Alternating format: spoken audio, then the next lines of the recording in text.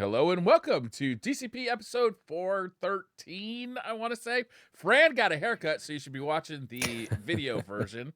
And TV, I got a question for you. When does a walk become a hike? When does a walk become a hike? Yeah. For me, a big part of that is the environment. Like, it's not a hike if it's urban, in my opinion. I don't think you can call it a hike. Yeah. Unless you're on like a specific trail that is wooded or something. But for me, I think that a hike has to be in the wilderness in some capacity. Like dirt path, or is Yeah, paved dirt path acceptable for hike at all? I mean, no, I don't think so. I think that would be a walk for me. What Like we've got about walking fields? trails nearby that are paved, Yeah. but it's a walking trail. It's not a hiking trail. Yeah, You know what I'm saying? Good point. Good point. Yeah. Checkmate, I would say. A hike's got to be up a mountain, surely, right? I don't I think know. a hike would require some elevation changes too. You need an incline. Incline, declines, all that stuff. Yeah. What about like a grass field or like it does have hills, but I wouldn't say mountains. Well, I mean, I don't think you need a mountain for it to be a hike. Okay. Inclines and declines are fine, but yeah. Interesting. I think it's like, I think you're on a hike when you're on a hike. You know what I'm saying? You'd be like, oh, this ain't a walk. Yeah. This is a hike. Did I bring water? Then it's a hike. That's right. Cliff bars. Yeah. Yeah, I was going to ask, like, I'm sorry if I missed it. I was setting up a couple things. Did you ask, like, if you have a bag with you? Like a little... No. Because my opinion is, like, it's not really a hike if you didn't have to bring, like, a couple supplies. Yeah, that's a fair point, too. Maybe in your pockets, like you just got a pocket knife? Sure. Just in case. You know, I mean, something that makes it more than just a walk. Yeah. Or a jog. You know what I mean? Yeah, I'm inclined to agree. Yeah. Okay. Little Franny pack. Same rules in Australia. Franny pack, dude. I love that. Why do you not have Franny pack merch? That should be a thing. I know. I do have an old emo. I don't know if I still have that one. Oh, I do. I still got it. Franny pack. No, we don't go for hikes. You end up dying to a snake bite or something. You know, Myelin, that's true. Myelin, last time I was in Australia, I called one of those a fanny pack, and they told me to call it a bum bag. Yeah. Because that's a better name. They're like, if you call it a fanny pack, people are gonna laugh at you because fanny means something different around these parts. That's right. Fanny's a front bum. Yeah. A front bum. That's a good sensor. Yeah, we call it a bum. It's a good Which is very funny because we call it the bum bag. So like it's we're on the same page. Just say different on the words. same wavelength. But what's funny about that is a lot of people, at least here, we call them fanny packs on the front. They wear them on the front. Yeah. Yeah. So maybe that's where the name came from, Briar. I don't know where it came from. I don't know either. I don't know. It's they put it on their where fanny. You guys are, but like around here, people have started to bring back fanny packs, but they wear them on their hip. They wear them on their hip now. The side, yeah. I'm like, you can't fool fool fanny anybody. pack, jerk. You're not fooling me. You're like a gunslinger with like a nutritional granola bar instead. I don't know. Get some raisins to throw at people. At a moment's notice. Do you guys have the the fanny packs that go across the chest for the drug dealers, or is that an Australian UK thing? No, I feel we like got that it. was like a 2000s thing, and then kind of disappeared in the last like 10 or 15 years. Yeah. Okay. Yeah, they're still around. We get it every now and then. We also should have established, this is a good point, people were asking. Watts is, she's a big fan of Monster Hunter, and the beta is out this, in moments. She won't be joining us today. We know where we stand. Yeah. Second place. We knew. Second place, Monster Hunter. No one was surprised. I don't think anybody had to ask. She said, I can't be at the show, and nobody had to ask why. Understandable. Have a nice day. Yeah, it's true. We didn't have to ask. It's a very good point. Well, now that we get that figured out, we got a lot to talk about tonight. We got Heresy.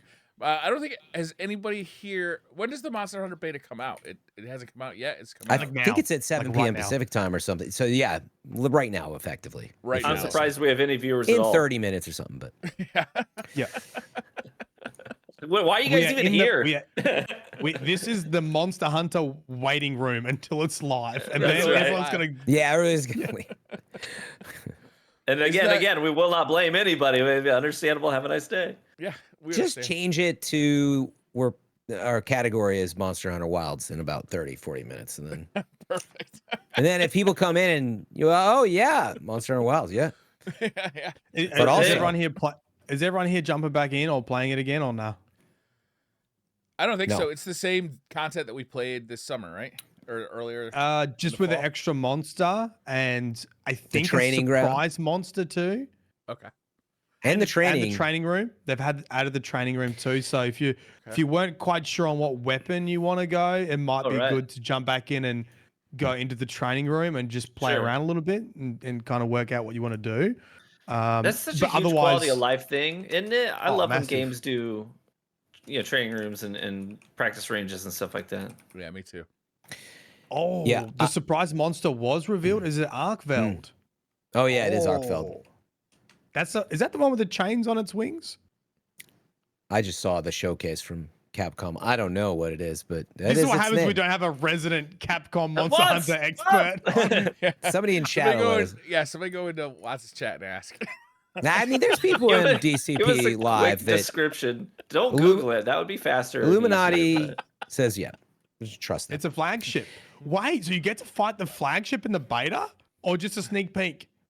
Okay, chat, you're telling us on the podcast.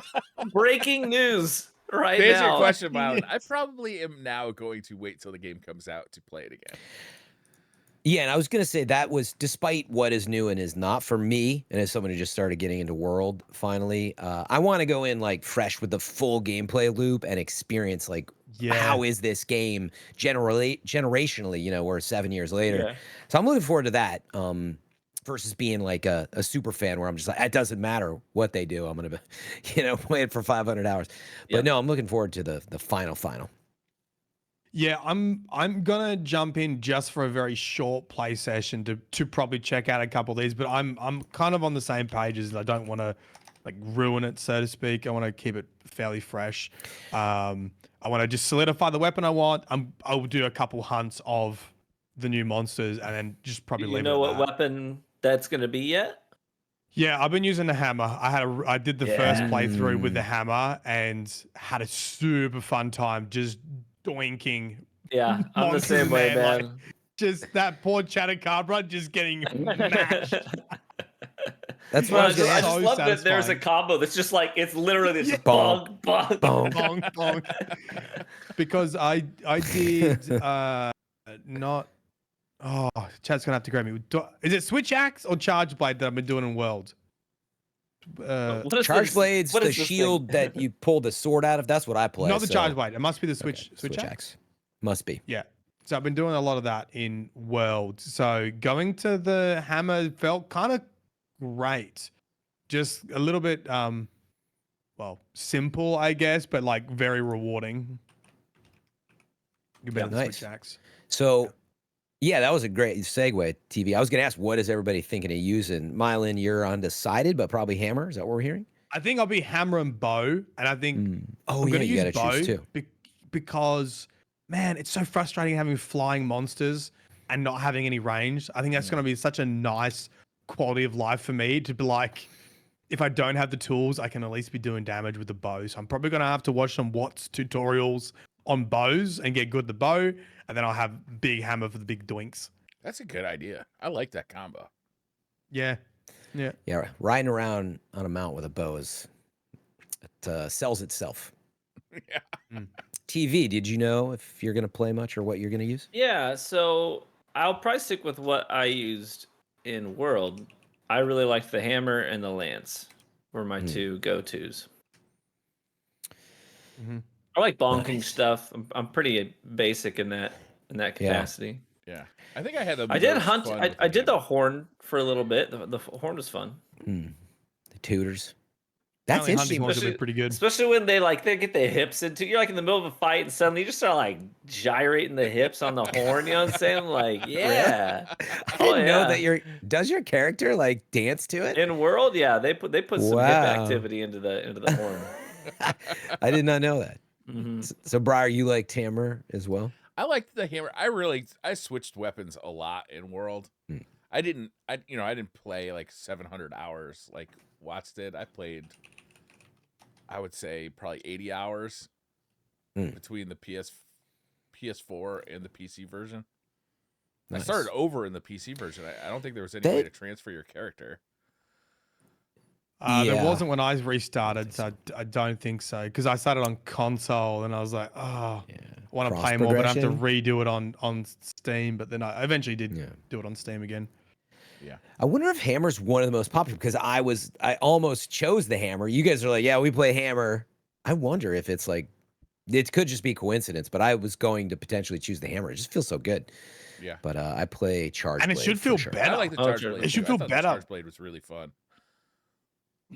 Should feel better, because in Wilds it may. You mean in Wilds it should feel better because I think they addressed the hit stop feedback to make weapons feel a bit more weighty. So it should feel even more chunkier when you're getting those hits on monsters. Yeah.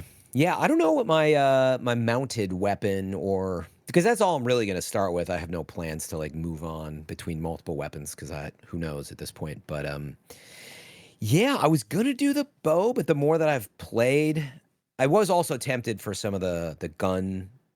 I forget what they're called. People have been talking about the gun lance, and I use that. I use it in the beta, but I like the idea of precision shots while I'm like on the mount at a distance. But I don't know. I mean, nothing's stopping you from like you could use dual blades in a charge blade, right? I don't know. I might go something crazy. I played around with the glaive. It's not the glaive. The insect glaive called? Insect. Oh, it is called a glaive. Yeah, insect glaive. I play with that. I play with the sword and shield. I play with the daggers. But I still gravitated towards that. It's something so good about just getting good hammer shot on and like stunning a monster. And I kind of wanted to have something where I was more focused on the monsters rather than like stuffing up a combo. Do you know what I mean? Like I feel when I did World, I was kind of doing both. I was trying to learn monsters and trying to learn the whole game for the first time, and maybe a weapon that wasn't super easy or super like noob friendly. And now I kind of want to go backwards and just enjoy the monsters and the exploration and have an easier time with something like a hammer maybe. Well, it'll be interesting. That's February 28th. So I think there's one more beta as well between now and then. Is that right? Yeah, I think so.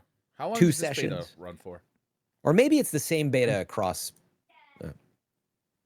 until this Sunday night. I want to say, what's time of this? 7 p.m. Pacific, which is that half an hour from now? Around half an hour from now. Yeah, Sunday night. If you're watching live. So from now until then. Yeah, and then there's another session. That's what it is. And then there's another session February 13th to the 16th. Yeah. Looking at it now. Cool.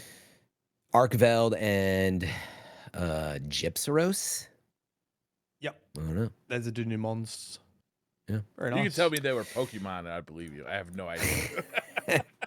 It's Squirtle and Charizard this week. Next week is... Sounds exciting. I don't know anymore. I do. Talking about Pokemon, you guys want to get caught up in me drama?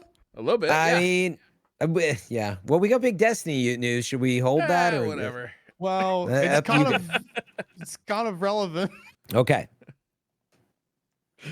So I've been doing some live streams on YouTube, and they've been great. They've been fun. People have been tuning in, and I just thought, maybe people play Pokemon too. I've been enjoying Pokemon Pocket. I've just been playing that, the trading card game.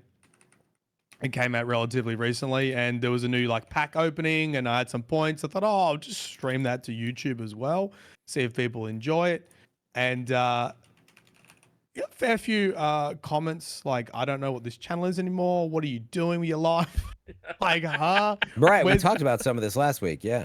Yeah. Oh, you're muted, TV. Oh, my bad. Yeah, I saw some of that. Yeah. Because I watched your video, so I had to go back. I was like, I want to see. Show me the team. Yeah. So I then I thought, you know what? I actually had a holiday, and I was stressing about the whole holiday. I thought I probably need to address this. I talk about it a lot on stream. I talk about it on here and all that kind of stuff. But there's a big portion of my YouTube audience that just doesn't know. And I guess it was like a fair comment, even though it was delivered very poorly. fair comment for people like not knowing what to expect from my main Myelin Games channel.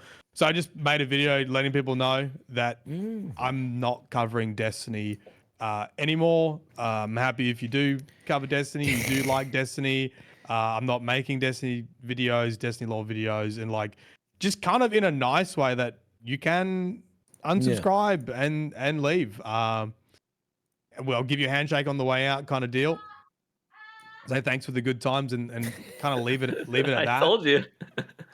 That one we heard TV. If you're just listening, that one was a good one. TV every week is like, my wife's playing video games, like it might get loud, but that one was the first time it's really come through. That's excellent. I told you, she's very animated when she games, and they play a lot of like zombie stuff too. So it's a lot of hoots and hollers. So but you told him nicely, Moan. You kick him in the fanny on the way out. You're saying, and yeah. No, just nicely to update people. I don't. I'm sure people on this podcast know as well, and like we talk about variety. We still have a segment in Destiny, but I think people have already worked out I'm not playing Destiny anymore, and it's something that doesn't give me a lot of joy, and I have lots of criticisms of Bungie and whatnot, but I'd rather just focus on things that I do like and I do like doing. So I've just been doing whatever and doing variety and working out as we go along. Played Warframe this week, absolutely popped off. Like nice. Warframe was insane. Have like 400 people in the YouTube live stream watching Warframe. Really? Backseating the hell out of me. Wow, I love it. Really? That's great news. Yeah, I saw that. I think that happened to Mactix as well when he had moved. Warframe like to it me just is was crazy intense. Crazy. And it's been a really interesting comparison. There's so many things in Warframe. I know Astacross has played a little bit too that you're like, man, this is kind of how things should be. And what I would have loved to see in Destiny a lot sooner. Yeah. So yeah, there you go. Interesting. That's the drama. I just heard as we were coming on the show that you were playing Warframe, so that'll be interesting to gain that perspective if you keep getting deeper into it, So, I mean, we'll see what you think in 10 years so we can compare fairly. Yeah, but, good question. That's the joke. Good thought. Yeah. I'm looking forward to hearing about it. I'm just saying.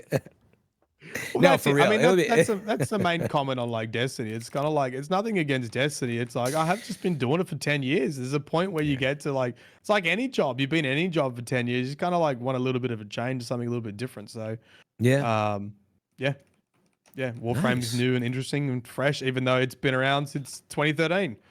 Mm-hmm. Yeah. It was relevant. You were right.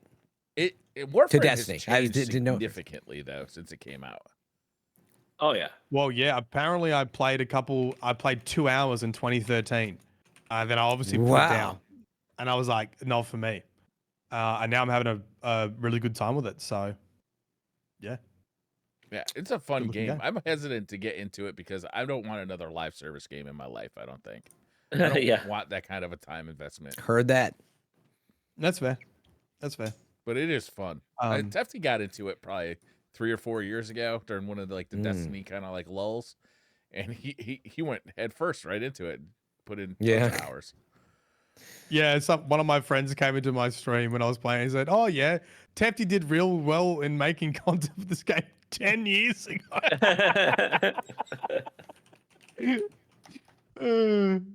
Thank you. It just keeps chugging. Got to respect it that it's been able to stand the test of time. I think that's a feat in and of itself when gamers lose interest so quickly and so easily these days. And there's been, I mean, how many other big AAA live service games that have launched after Warframe and did not stand the test of time. So testament to something they're doing right for sure. Yeah.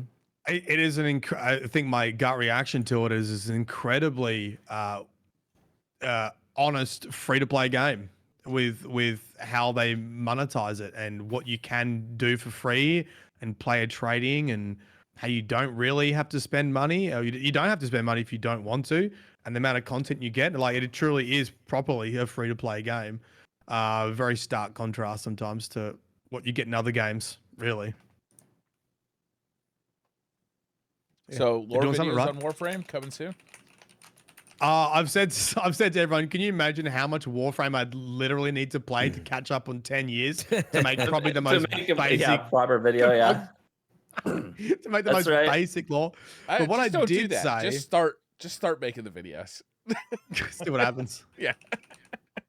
What I did say was, I mean, obviously there's a whole Warframe content creator community, and I'm sure someone's covering law. And said, hook me up. I'll be, I used to do law raids with Aztecross, and he would just go, huh? What? Tell me about this. So like, let me be Aztecross and let me quiz someone on last 10 years of story.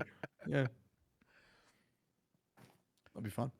YouTube channels are kind of a funny thing because people do generally subscribe because they have an interest in content, right? Yeah. Like sometimes they'll get involved in like the creator, and sometimes they're just there for like a specific content. Yeah. I've got plenty of YouTube subscriptions where I'm just like, look, if you're not telling me about like the suspension of a Mustang, then I'm not here for it, right? Like, oh, you're working on your F-150 today? I'm not watching that video, Yeah.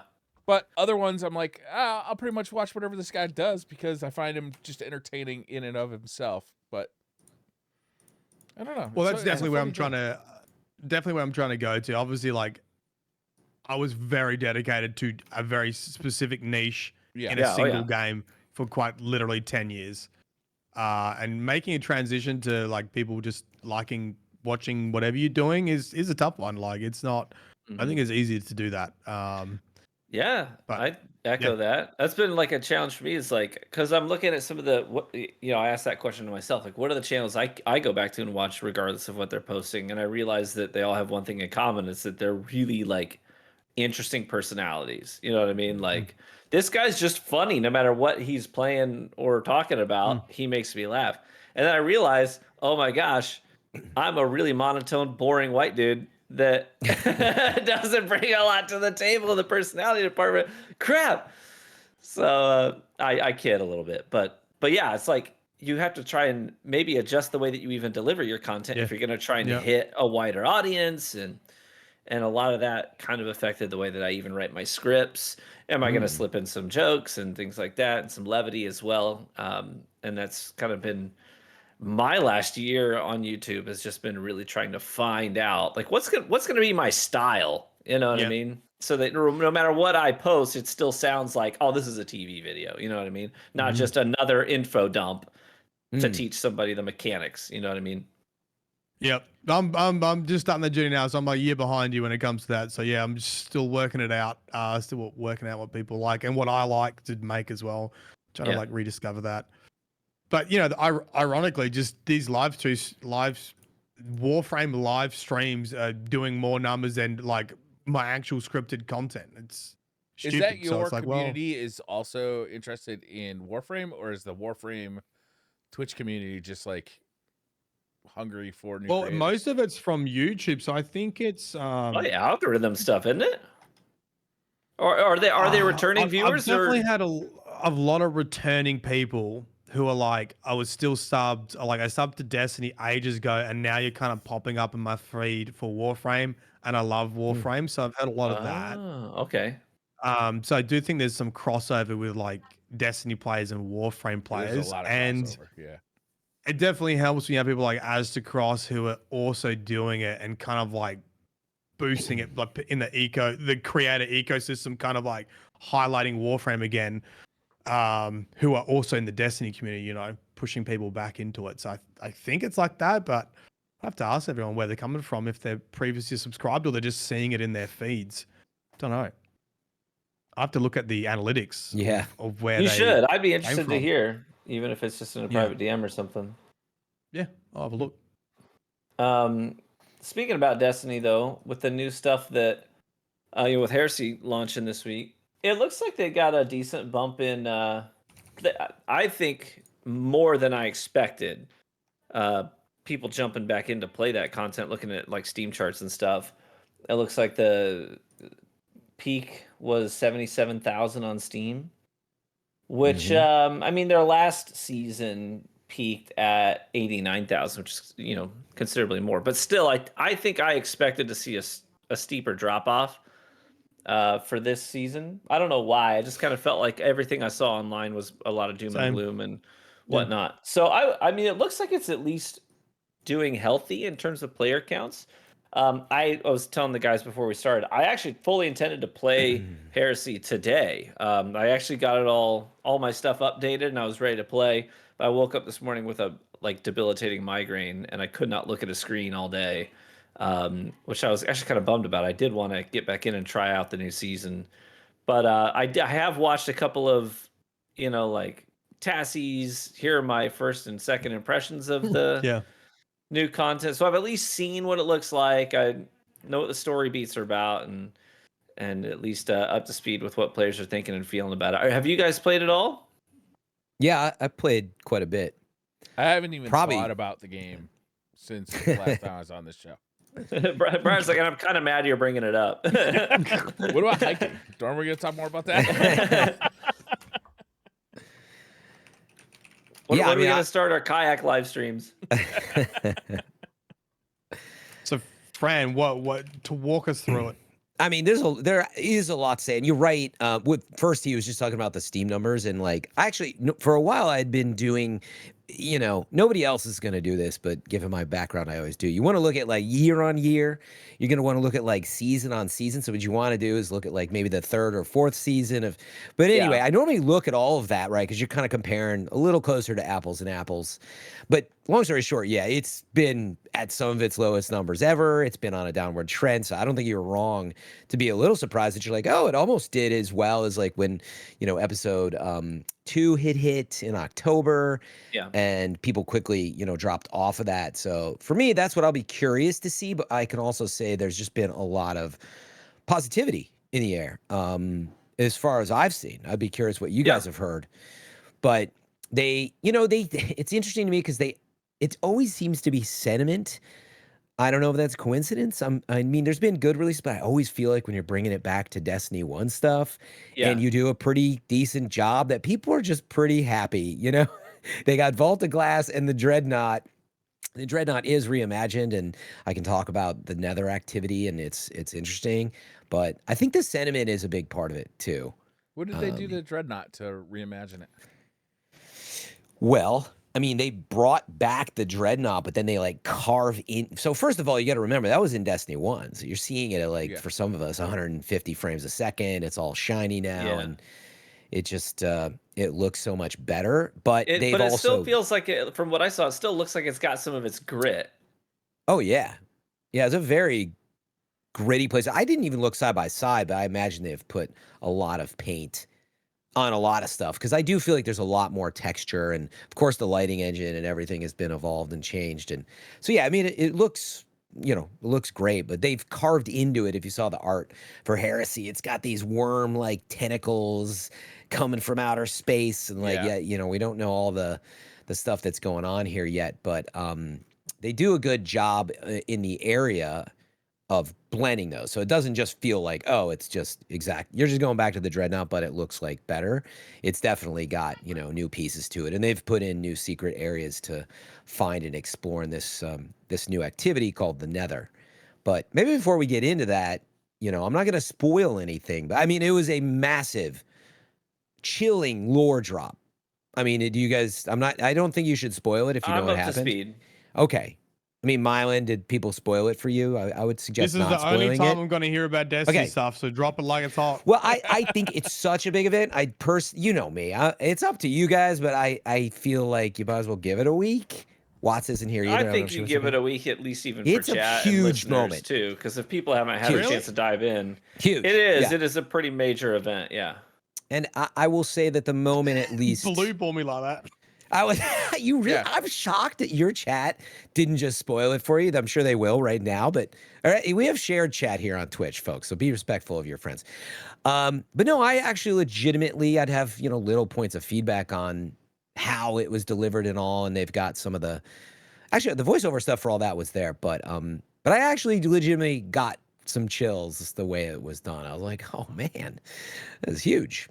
So we'll leave it at that for now, but it's worth, especially if you bought the final shape and the annual pass, you should definitely at least check out this first, Can you give us the story setup? What's going on? Oh God. Can't even start with that.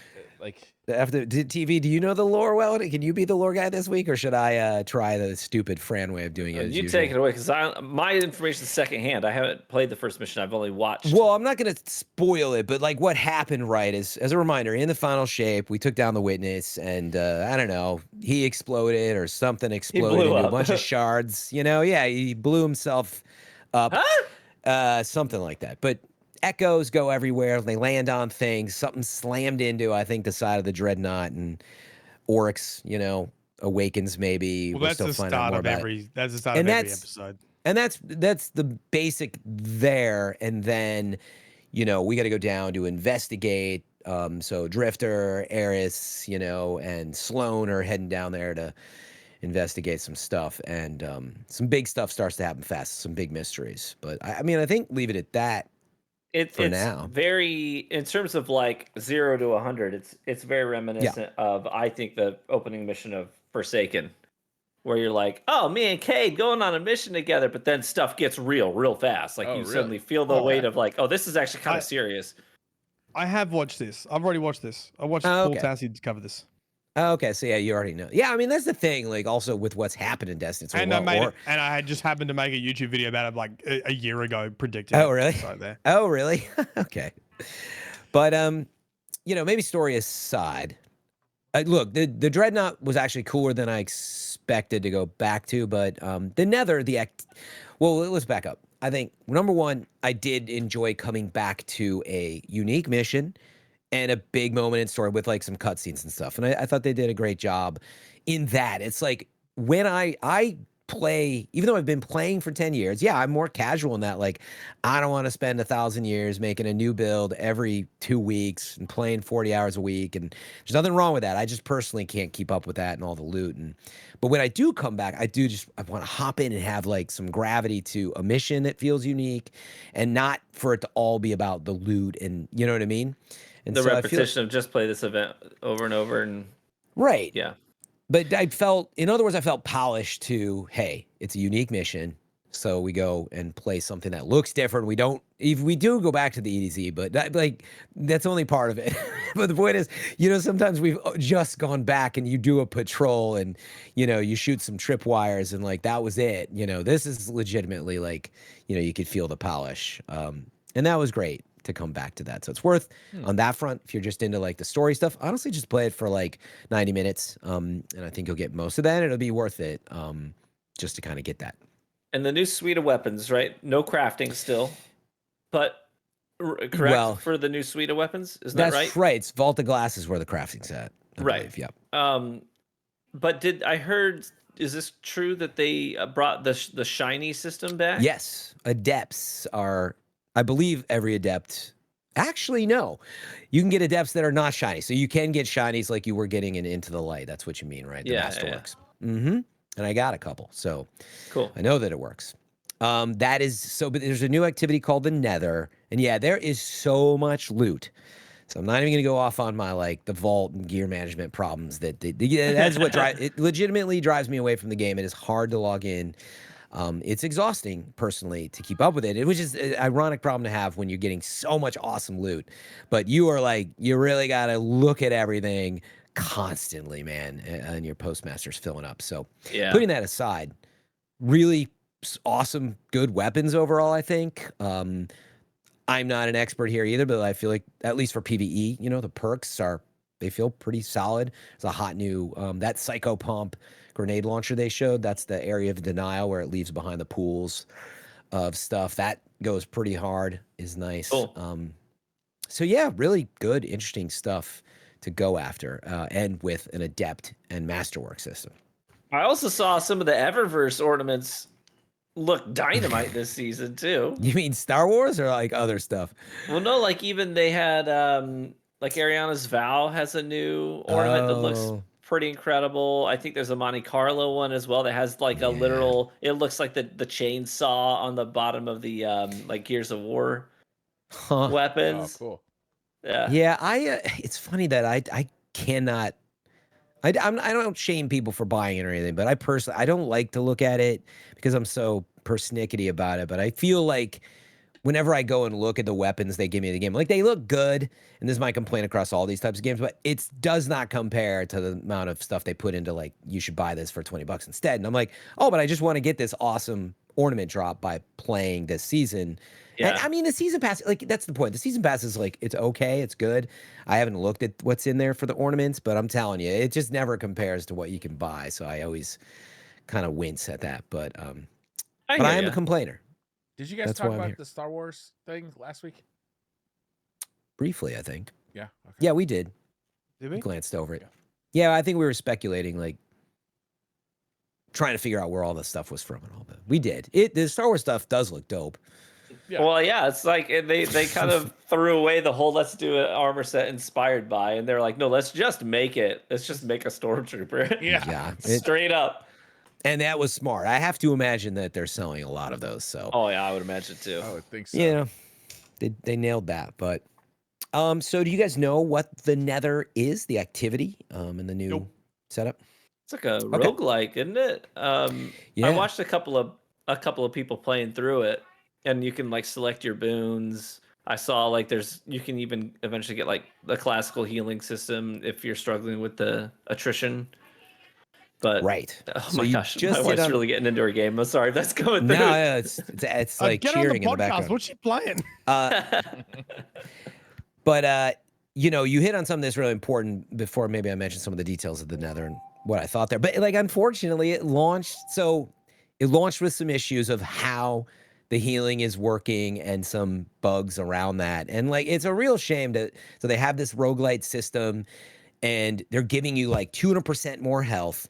And so you don't recover, right? You don't get hit and then like the old Halo style, right? And what we're all used to in Destiny. And so because of that, you gotta rethink. So people went in with their healing auto rifles and healing nades and this and that, and not everything's working. A lot of those sources are not. Another problem they have is since they increased your health, I don't know if this was an excuse or like, it feels like a bug. Like how you must have known this. And so it's barely ticking away any healing. So the way that you do get your health back though, is you can break pots open and enemies will be leaving drops of healing pools that you pick up. So it's actually, if you're careful, you generally can get into a fight and you'll be able to heal up. If you're on a fire team, playing solo is pretty rough. No, I heard the exploration mode is like solo only and really hard. Is that true? Well, I played it for a little bit, and I would have played more actually, but my internet crashed. True story. But I heard Paul talking about how it took him like 80 minutes or something, which I bet, because it can take you, if you really explore, even as a team on Expert, it'll take you like 45 minutes for the Nether. It's not a short activity. It's not designed to like, I don't know. I guess you could argue that if you did one thing and popped out, but it's not designed that way. There's like 3 major bosses with 3 events per thing, and it's a lot. But anyway, so they launched with like the healing problem. But yeah, the whole premise is that, you do need to get your power by finding those boons. You mentioned TV, so you'll beat events and occasionally some like enemies floating around that will drop like, oh, light power is increased, dark power is increased. But uniquely, and this is what makes it somewhat interesting, is now you can mix and match all sorts of stuff. It's like, oh, they're giving you a slide solar if you want to pick it up, or they're giving you when you finish something, it will give you like a what type of grenade was that? A volatile grenade.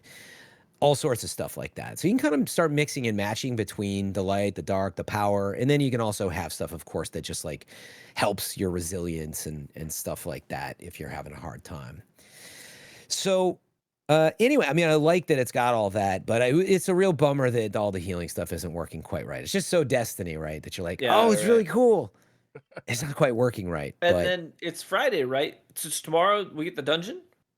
Yes. Contest mode launches until somebody beats it. The Sundered Doctrine, was that it? Yeah. But yeah, so hopefully somebody beats it and gets first place, because then it'll unlock it, so it's not only contest mode. I think it's on the 14th. Going to be playing it with some other content creators as part of like some creator team push thing that they're doing. So that could be anyone else we know, fun. or just mention who they are? I think I'm with Shield Maiden. Do you know? I don't recall who my third is. Okay. But I just found out about it. It's like, oh yeah, sure, nice. I'll do it. Yeah, actually, Why the heck not? I'm looking forward to that. So wait, you're not playing that till the 14th, so yeah. Nice. We'll be able to talk about that once you get back, I guess. Because are you on every 2 weeks now, TV? Yeah, I'm 2 weeks. I should mention I'll be out of town like the last almost 2 weeks of February though. Okay. When Wild got a little trip. Little trippy trip. For my birthday. Yeah, I'm taking a trip for your birthday, just nice, to celebrate in my own way. Yeah, away from me, as far as possible. But anyway, maybe to finish up on Nether, since I had played it, like I do like it. It was again unfortunate that it launched in the very expected Destiny way, that certain things aren't working, but it's like the core of it. Some people were actually like, I like that it's hard, don't fix it. But like it's because it's not working by its intent. Like I think it ruins some of the like one of the boons I got was using your class ability heals, and like I'm not so sure that it was doing that much, and if that's, you know what I mean, if that's how it's supposed to be, and so stuff like that takes away from it. But it is fun. It is a roam around, find treasure chests in secret areas, and you're getting both boons and tons of weapon drops and all stuff, but also going to effectively, they're not public events, but it's a bit like it, and you just press tab and go towards, thankfully. You pretty much know where to go to progress forward. So that part is good. But the downside is even if you're not in explore mode, and I think this is what people didn't quite expect, the whole thing is you're just roaming around the Dreadnought as you see fit between, say, 3 events to get to the first major boss, right? And then you do another 3, the second major boss, another 3, so you get the idea. So because of that, if you're not playing on like a really tight team, people just be wandering, like, dude, like today I had to go get my hair cut, and I knew it was going to be about 45 minutes, so I did make that plan, but it's very much, someone might just be like, there's a chest here, there's a ghost thing here, so just be prepared for that. It is not like just pop in and check it out. But I think that's why a lot of people were super into it. It feels classically almost like roaming around, a raid in a new area, but what's the word I'm looking for? Destination. Even though we've been there, it feels new in that sense if you're trying to find all the secrets. And there are some secrets. And I'm sure many I haven't found, but there's like secret platforms and stuff, so you might want to pull your ghost out now and then. And so it feels really cool for that, but it's a long event, and your postmaster will fill up, so just be prepared. But mine's probably still at max capacity. Yeah, the postmaster's been waiting on me for months. Like, he's gonna come back anytime now, I bet. Yeah, I'm not even like kidding. If you have more than, I'd say 5, maybe 10 things in there, I would be very careful about loading into this event. That's how it is. Hey, my mom's about to be featured on an episode of Storage Wars. Mine's way worse, dude. They're pawning it off. But no, I think they nailed the sentiment. I do like that they're experimenting with roguelite stuff, the story mission stuff. So it's a strong episode. I'd have a lot of nitpicky feedback. The one thing I would say is like, this is a step in the right direction where you take roguelite elements, you blend it with what Destiny is, but it's, because it still misses like, for example, like it's a roguelite where you develop a tree of like skills or boons, and like, you kind of want to know what you got, but you have to like go to these podiums. Like, they're just seasonal.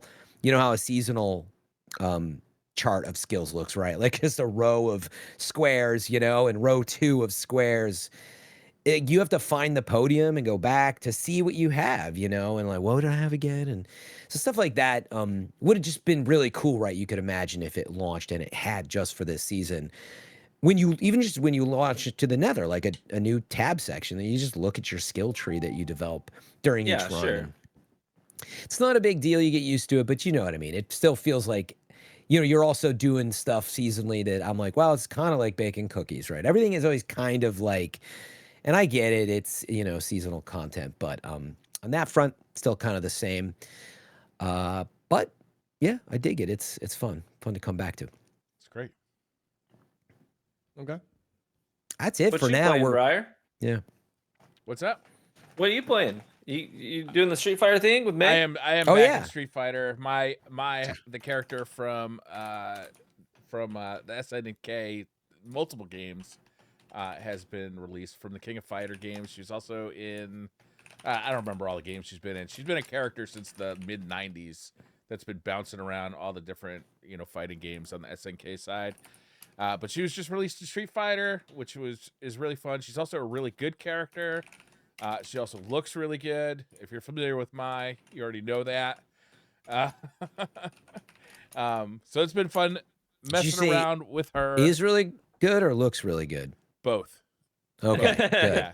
I like it. Like I didn't stutter. She's really fun to play. She's kind of like I want to say Shoto, but probably a lot of people wouldn't know what I mean by that. But she's got, Fireball and a Dragon Punch kind of thing. But she's also very mobile. She's very quick. And she's got a lot of fun combos that just kind of like, they do a lot of damage, but are also just fun to pull off and just look cool. It's always fun to learn a new character. But for me, it can be really hard in that game to commit to learning a new character that I don't love, like, whether it's aesthetically or with the way they play. There's just like, I really want like the full package. And right now I'm really having a ton of fun with her. That game just continues to deliver for me. The gameplay is so much fun. The way they deliver, the way the matchmaking works just encourages me to keep playing, where you're constantly trying to build up your rank system. So you're just, you can feel yourself getting better as you play. When you start a new character, you start at the bottom again, so you can re-feel that progression again. So like you have different characters at different levels. Like I can't remember, my Ryu is at like, I can't remember, is it platinum? I don't even remember the different levels, and now I'm back in bronze or whatever with and it's fun to relearn how to play players who aren't as advanced, because they do more random stuff, and you got to be prepared for that.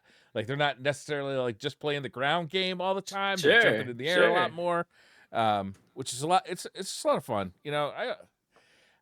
I really appreciate that game. Street Fighter 6 is a real return to form for that series, and that's such an interesting concept. Actually, I kind of wish other games do, because I've been playing a ton of Marvel Rivals, and I'm like just on the brink of Grandmaster in my ranked grind. But sometimes I want to play another character that I'm not familiar with, and quite frankly, I would prefer to play in like a lower ranked lobby than to play quick play, because quick play in that game, like 4 people out of 6 instantly lock a DPS character, so you have no heals, and then the whole game just goes to crap, and you don't really get to play. Like, if I'm trying to try a new tank out, I'm not getting the heals you need to actually be a tank, so it just feels like wasted time. And I'm like, man, I wish I could go play a bronze lobby with this character.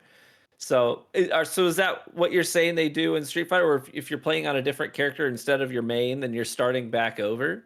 Yeah, at the lower ranks? That's exactly what they do. Is you basically start from that. scratch when you start playing ranked matches with a new character. You go through 10 matches of kind of like placement matches. Yeah, it kind of figures out like where you belong, and plus or minus a little bit. You can get kind of fucked, and if you place too high, then you're just gonna get your ass beat for a while. right. Which has happened to me. Like, you just get real lucky in your placement. You gotta throw your placements. Yeah, I mean, yeah. The way the point system works in ranked matches in Street Fighter 6 is it's very fast if you're just constantly winning, because you build the amount of points you get per win gets bigger and bigger the longer your win streak gets. So you'll quickly rank to where you should be. Right. Once you start losing, like, once you're winning about 50% of your matches, then your placement, like, that's kind of where you belong, and you'll still gain points at 50-50, but it'll be a lot slower, right? Sure, makes sense. But yeah, it's kind of a simple system that just works really well, and it kind of keeps you. They also have public matches. You can just play like any skill level, basically could be in a public. And then they also have the lobby system where you basically walk around a big arcade, and just like walk up to an arcade and start playing people, and you can play 10 matches or you can play 2 and just walk away and play somebody else. So it's kind of a robust matchmaking system for, it's a fighting game, which is kind of, I don't know, it's refreshing. And so you mainly play like ranked? Is that what you pretty much do? Mainly, yeah. Like a typical play session for me is I'll go in to practice mode and I'll just practice some combos. And then from the practice mode, you can turn on matchmaking for ranked. So you're in practice mode waiting for ranked matches. And then once it finds you a match, it just pulls you straight into the match. And then when the match is over, it dumps you back into practice mode so you can go back and start doing that again. So it's really right. It's an easy system, and you can pause the ranked matchmaking at any time. Like if you need, I need to get a drink or, whatever, go to the bathroom. But yeah, it's really easy to do. It's easy to waste hours doing too, because it's just like a constant like feedback of matchmaking. Yeah, right. I've always kind of avoided like PvP, I don't know, like versus fighting games. Just like being in Australia and then being in Perth is like I'm always gonna have crazy latency, and it feels like so tough to deal with that. The Street Fighter 6 has amazing amazing what do you call it, netcode. I can't remember. It's called rollback netcode, I think what it's called. So it actually, if there's packets missed, it actually like the action like backs up a little bit. You can't really feel this happening. But like people play in US versus Japan all the time, and it's very playable. So like fighting games are kind of a weird niche, right? It's like not everybody's into fighting games. It's kind of like one of those things where like it takes so much time commitment to just get good at one character. You know what I mean? It's like, because you've got to be able to pull off somewhat complex movements without thinking about it. It has to be a reaction, right? It's like, like just a Dragon Punch, for instance, is forward, down, forward, and then a punch button. But you got to do that like in the time where it takes somebody to jump in on you. And it has to be almost automatic. Like when you see somebody jump, you have to be basically hitting that sequence of buttons immediately. But once you get it, then you're never thinking about it again. You just hit the button.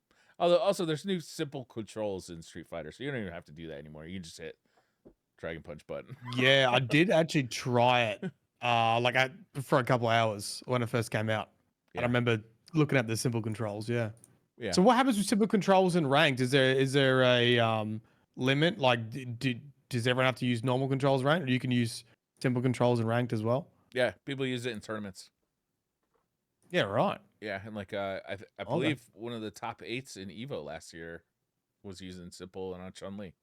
I don't think they call it simple. They call it basic. I can't remember what they call it, but yeah, I mean it's basically because it's not about I've been doing Dragon Punches for 25 years. It's about the strategy of when to do a Dragon Punch. You know what I mean? Yeah. Sure. So you don't see the input as being part of like the skill mastery as much as just knowing when to do it? I see it, for me personally, as part of the fun. But also I see, using a big honking arcade stick as part of the fun. But like my experience isn't everybody's experience. Most people who are playing this game have never been in an arcade, right? Like, why would they ever want to use an arcade stick? Man, making me feel old now. Piece of technology is this? But yeah, for me, it's part of the fun. But I mean, if we're trying to expand like who has access to these games and who can play them at a competitive level, I think simplifying the controls is definitely one of the best ways to do that. We needed these kind of like these controls because back in the day, 6 buttons was an awful lot of buttons. Now you have like how many on a PlayStation controller? 34, I believe, is the correct answer to that. On a PlayStation, 1, 2, 3, 4, 5, 6, 8, 10, 11, 12, 13. So technically 14, right? Yeah, that's a lot of buttons. But yeah, I've been really enjoying Street Fighter 6. It continues to hook me in. I'll go a month without playing it, and then I'll play it for every day for 2 weeks, and then cool. So you haven't got a new hobby this week?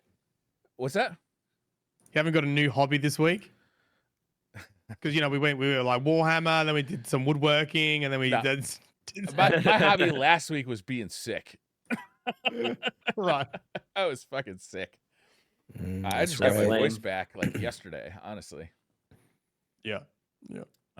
But yeah, my biggest complaint with that game though is that they don't release enough content for like kind of like the online play. Is all the content they release for is that single player game that they released at the beginning of the, where you're running around like, what is it called, Metro City or whatever, and like talking to all the different people and doing kind of silly open world mission stuff. A ton of content for that, outfits and moves and all sorts of crazy shit. And then like we get one character every quarter, so I'd like more content for the PvP side. But anyone have interest in Kingdom Come Deliverance 2? Oh, I mean, aspirationally I do, but I can't be touching that right now. I know that was my thought too. It looks great. I kind of want to play that, but I can't. There's no way I could really sink my teeth into it right now. It's me cozy game. Tax season. You've been playing something? I'm gonna do for it. Yeah, I played only a couple hours. Last stream or the stream before, and almost loved it immediately. I was like, drop any rocks on anybody's heads? What's that? Drop any rocks on people's heads? No, I did kill 3 people in some friendly granny's backyard, and she got upset that there are bodies in her backyard. So then I had to lump them. That, yeah. Then I had to lump them to the river and dig a grave.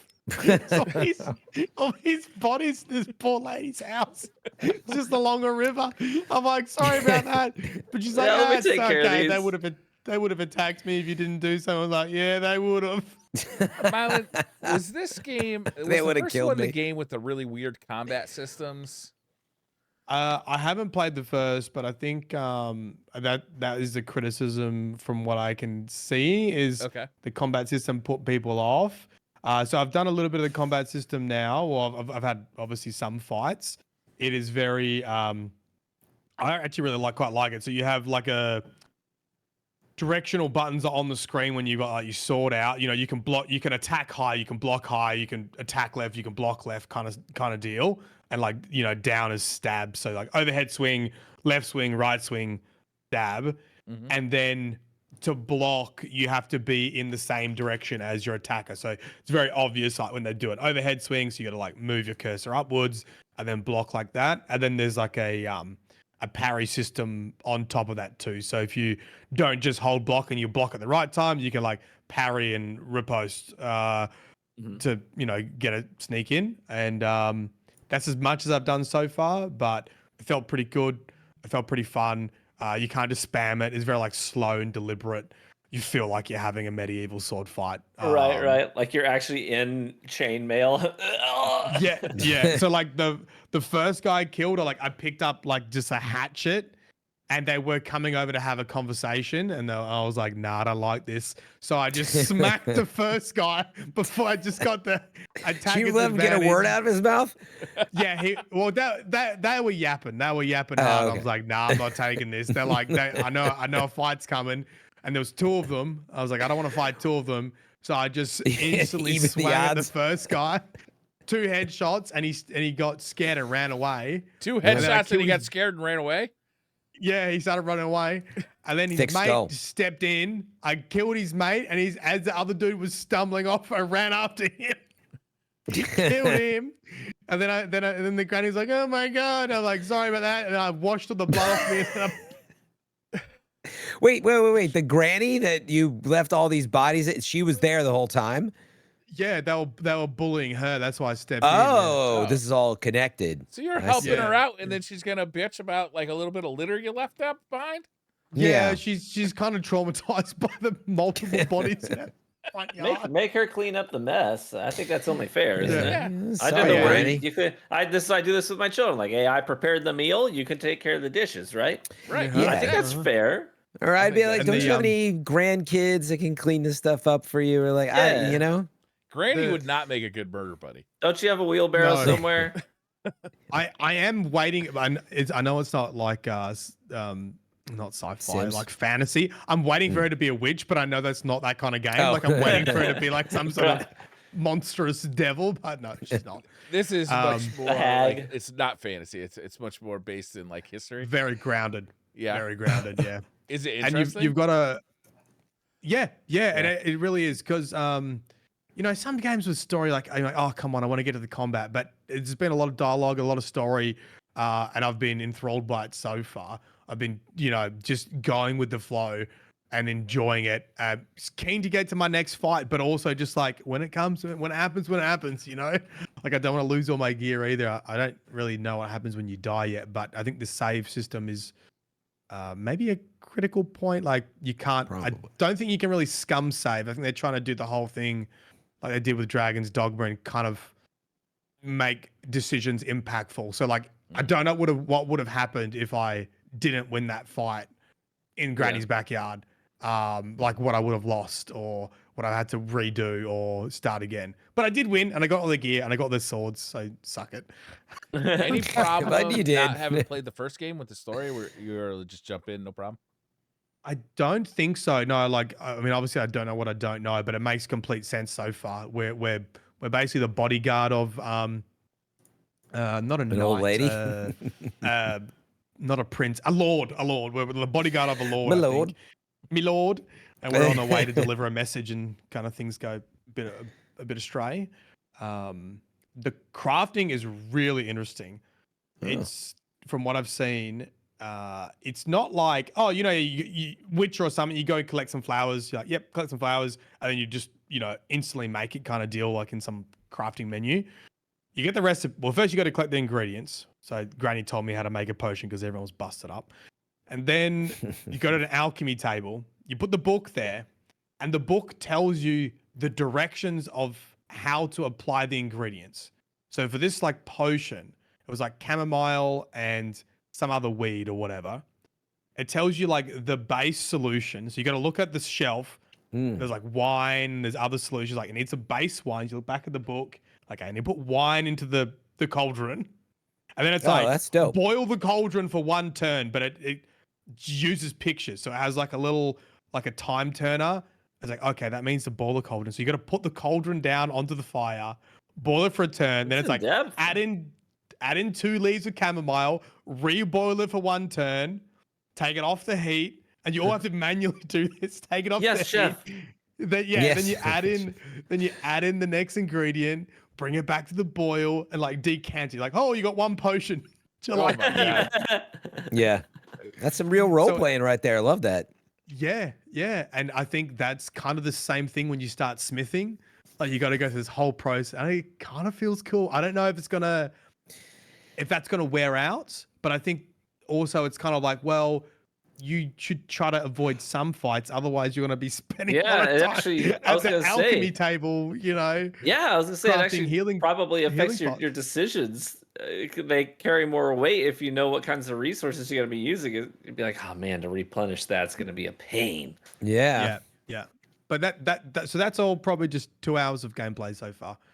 Is kind of where I'm at. I've a little bit of combat. I've just got like the crafting tutorial. I've put some gear on. The gear, the armor is very, very like detailed. Like you've got to put your undercoat, like soft leathers on first before you put like armors on. So like every gear slot has like 2 slots for it. So you put like the leather hood on first, and then you put like the helmet cap, like the armored cap on top, or you put your leather vest on and you put your armored over the top of that. If you get in a sword fight, you get blood on your gear and you got to wash it. Otherwise people start looking at you weird. You have to wash your gear. You have to wash your stuff. Well, and I saw something on Twitter. Is this true that if you failed to bathe, your enemies can detect you because you smell so bad? Yeah. You got to keep it clean. Yeah, so you get like a little stench. For real? You get like a little stench meter, and I haven't got this far yet, but I think people react to you differently. Same as if you like walk into a pub and you're like covered in blood and you smell, like people react to you a little bit differently than if you've had a shower and washed your, like, so you just basically go up to like basins and tubs and stuff and like wash the blood and wash the lady says the smell of death of you. Yeah. You've been like moving bodies around and stuff. Oh man. Can you get hammered in a local bar or anything? Yeah. Apparently you can get. I mean, my first I'm 5 sure. minutes, I was gambling. Yeah. It was like I was introduced to, like, I guess the Gwent version of this game, which was just like dice rolling, and I won a ring, and then I sold the ring back to the guy because I was like, oh, Mai's ring or whoever it was. Then I was like, oh, that guy's called Mai. I was like, oh, I got your ring. That's awesome. Yeah, this is like, it's one of those games. Some people will probably just play this for the next like 2 or 3 years. You know, it's got so much depth. So I saw I think I'm that just gonna play it very casually as a fun. Yeah. You know, it's a Friday here in Australia. It's a fun afternoon, chill, kind of have a couple beers kind of game. Sit back, enjoy the story. I think if you complete it, I heard like modest, like kind of was sort of like 70 to 100 hours kind of thing or something. Wow. So could be a lot, but I don't know if you can rush through it faster. But I was gonna say I also saw that it sold something like over 1 million within the first 24 hours or something. 1 million copies. Yeah, that's great. Like a hot little item. Chat says there's a drinking skill that lets you fight better when you're drunk. Oh yeah. So there's a huge like RPG stat element to it. Like I actually just got to that and felt completely overwhelmed. Like, I have no idea what I'm doing here and what these stats do and how that works. But yeah, you can really spec into whatever role you want to play. I've gone down just trying to be a bruiser because I like getting in fights and just picking up big swords and swinging them around. But taking baths. You can avoid conflict. You can get better at like talking and like, you know, manipulating people with your words rather than getting into every fight ever. You can go stealth as well and have like better stealth combat, I think, and assassinate people rather than head on. I'm excited because we're getting close to the new subclasses for Baldur's Gate 3 dropping. And one of those is my whole group. We're planning on doing another fresh playthrough of it because one of the new subclasses is a drunk monk, and the whole idea is that you don't want the hangover, so you need to stay drunk. Right? Oh man!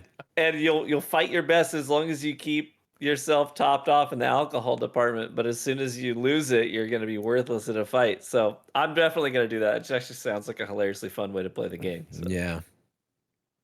When's that coming out? Is it just that one class or is it more? There's several. I think there's like a new subclass for every major class in the game.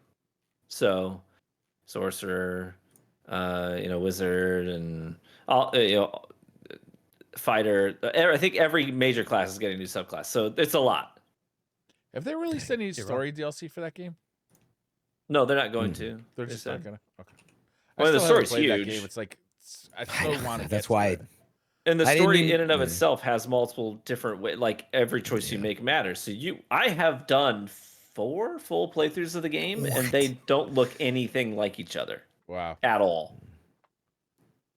Yeah, that was partially why I'm like, I can't touch Kingdom Come because I've been wanting to wait. I don't know. At this point, I realize like there's a lot of stuff that I'm like, I'm gonna get to that. And then I'm like, there's no chance, dude. Not unless you have to give up so many other things and just stop sleeping. Everybody needs to do one playthrough of Baldur's Gate 3. I absolutely love Baldur's Gate. Trust me. But it's one of those games that I always say, and I'm serious, right? I'll just be in it for so many hours.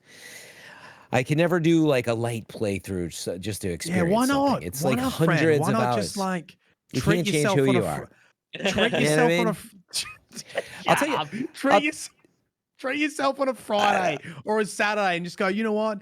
Today's about me, and just play something like that. No, but not like the IRL stuff though either. I just mean like Monster Hunter World is a great example where like, we had this backseat incentive, and I had said for years, they're like, why don't you play this game? You'd like it. I'm like, I know I'd like it.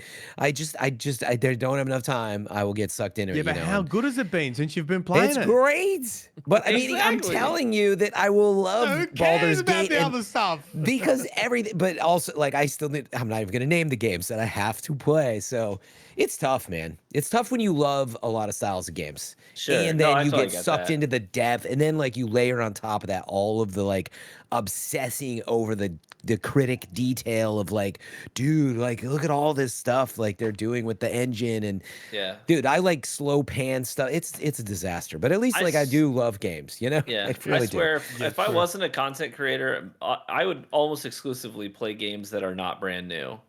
Because Yeah. there's so Oh. many great games that I still love playing in my own free time. Just don't get a lot of it. Also, I did. It's nice to play them once they're patched. You That's know? true too. Yeah. You get the like Ultimate No, Edition, Game of the Year edition, and it's like a finished game. I think my last for me season I had was right before Space Marine came out, and I decided I was going to do another Baldur's Gate playthrough where I was only going to use improvised weapons, no weapons at all. So I'd walk into a fight and everyone's attacking, and I'm picking up chairs and beating people with them. I pick up a short person, pick up a gnome, and start hitting people with a gnome. Like that is the most fun I've ever had in that game. Yeah, I didn't care if they were friendly or not. I was like, "Yep, you're a weapon." That is amazing. No, shut up. Throw potatoes. I killed a guy by throwing potatoes at him. How many potatoes see? do you That's have to what- throw at somebody to kill him? A sack. Honestly, the way I spec'd out my barbarian, 2 potatoes. They're going down. They're going down in 2 potatoes. Yeah, it depends on your starch stat that you've, powered up. My barb maybe was juiced. Yeah. Maybe speaking of too many games, I thought maybe this was UTV, but was anyone here a big Battlefield fan? Yeah. Because the news. I exclusively played Battlefield before Destiny. Yeah, that was all I Do you played. want to talk about the news? No, what's the news? I haven't heard. New game. I just saw a clip, a teaser, right, of new Battlefield, and that's about it. That's all I know, Fran, is just that one video. Going big. Yeah, it looks pretty classical Battlefield, I guess. Exactly. And that's why I'm like, okay, yeah, that looks good. Yeah. I don't know anything else apart from that.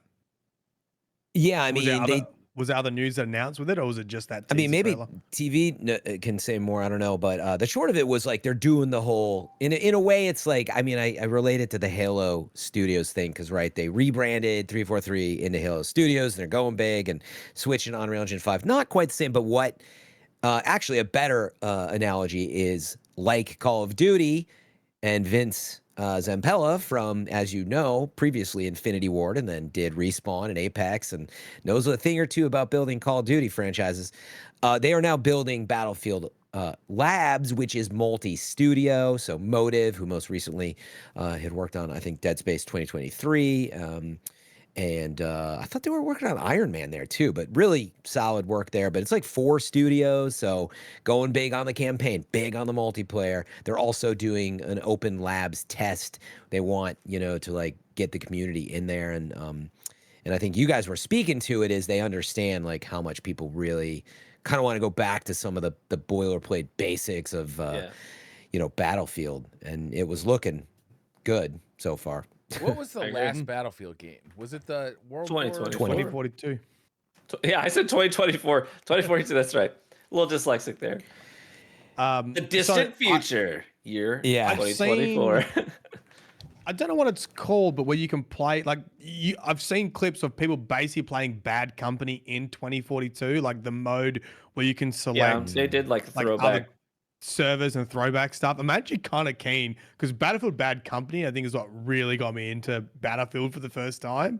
I'm really keen to probably go back and actually re-download 2042 and have a shot at Bad Company and some of those other modes. I liked 2042. I really enjoyed playing that for quite a while. I full sent on it, but no one was clicking on 2042 content, so I couldn't afford to stay there. Yeah, I was like Battlefield content's been popular on YouTube for a while. It used to be really fun videos. That's what I loved about Battlefield. It's like it wasn't just like, oh, here's me getting 100 kills in a game. It was like, no, we're sniper hunting, and they're going through the hills and finding guys just laying down in the grass, and they're like teabagging them. They have no idea. They're like putting like C4 around them, and they're still just in their scope. They're just laying it around them. Those are the best, man. Yeah. I was gonna say I've loved Battlefield since the first one, 1942, but I kind of fell out of playing it as much as because I like no-lifed that game when 1942 came out, and it was like so special and janky, you know, at the time when it came out. But it was stuff like that where you'd play legitimate matches, and then literally it would be 2:30 a.m. You know, I got work in the morning. Granted, I was at IGN. I just had to come back in and like go to the same spot. And but I'd be like, I'm not supposed to be covering that. But man, I'd be up at 2:30 a.m. and yeah, I'm like laying C4 under Jeeps just to like explode it into the air and try to like land it on my friend who's like across on the other side of the island. Right. And like it just was like that chaotic fun, you know, and the physics and stuff that it introduced was amazing. So it's always had a special place in my heart, was my point. But then it got, you know, it changed a lot. It got more competitive. It got bigger. And I've always like liked it though, because like I just like the DNA of Battlefield, maybe like you were getting at TV. Like I was okay with 2042 because I wasn't like, I wasn't in the community and nuts about, you know, sort of where it was at. Didn't that game have a really tough launch where like servers were crashing? It was very buggy on launch too. Yeah. And they fixed it over time, didn't they? Yeah, it took a while. Mostly, yeah. Like I reinstalled it relatively recently, like maybe a year ago, and like the mouse wasn't working. My mouse. You mentioned that on a show, I think. Like only left and right did not work. I could move the mouse up and down. My character do this, and I could strafe, but I couldn't actually move any other angle. And then I quit Google and was like, oh, a year ago. My mouse is not working. Any recommendations? The recommended user controller. Yeah. Problem solved. You're welcome. Yeah, and that was part of this. You can sign up, and they're going to randomly select folks. So you can still sign up. At like when you signed up, I believe they said does not matter if you want to be part of labs. I think you'll be in like an NDA'd, you know, community of early testers. But they recognize like they've got to get in and test and not do this thing like. I mean, yeah, like 2042 launched kind of cursed in that sense that it just it was crashing all over, I think. Was there a World War one not so long ago? I mean, that was 1942, and then they did 1941, right? Which you might be thinking of. It was like a smaller. But then again, see, I've lost track of. Yeah. Wasn't there a Battlefield 1? And that was a World War 1? That's the one I'm thinking of. Oh, yeah, I was thinking World War II when you said that. But history buff. Then they had a battle royale. Which one that was a World War II one? Did they put the battle royale in that? I don't know. Wait, they had a battle royale? There was a battle royale at one point. See, I'm looking at it right now. So yeah, there's 1942. Oh, there was Vietnam. There's Modern Combat. They did 2142. We know they did 2042. They did 1943. 3 and 4. Yeah, there's a bunch of like expansions that touch stuff. Battlefield Hardline, Battlefield 5 with the Roman numeral 5, you may remember. And then yeah, Battlefield 1 might be it because I don't. Wasn't there one set in LA that was like cops and robbers that landed That's it. Like a fucking wet fort? That was Hardline. Hardline, right? Yeah. That was Hardline. Yep. And yeah, Briar, it Dude, was they've World War had some I as well. misses. Now that you list it like this, they've had a lot of misses in the Battlefield.